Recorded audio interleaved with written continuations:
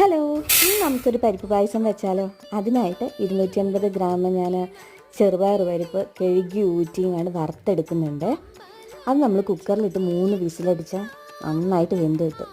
ആ സമയം കൊണ്ട് എന്ത് ചെയ്യുക, ഉരുളിയിൽ കുറച്ച് നെയ്യ് ഒഴിച്ച് അതിലേക്ക് തേങ്ങാക്കൊത്തും പിന്നെ അണ്ടിപ്പരിപ്പും മുന്തിരിയും എല്ലാം ചേർത്തൊന്ന് മൂപ്പിച്ചെടുക്കുന്നുണ്ട്.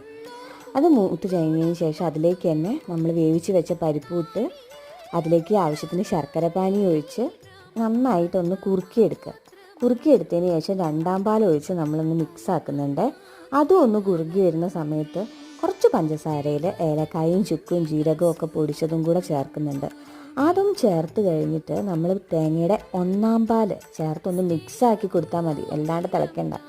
വരുന്നതിന് തൊട്ട് മുന്നേ ആയിട്ട് നമ്മൾ എന്ത് ചെയ്യുന്നു, ആ മൂപ്പിച്ച് വെച്ചതും കൂടെ ചേർത്ത് ഇളക്കിയെടുത്താൽ നല്ല അടിപൊളി പായസം റെഡി. പിന്നെ ഈ പരിപ്പ് പായസം വല്ലാണ്ട് അങ്ങ് കുറുകണ്ട കേട്ടോ, ഒന്ന് ഇരുന്നാൽ തന്നെ നന്നായിട്ട് കുറുകി വരും.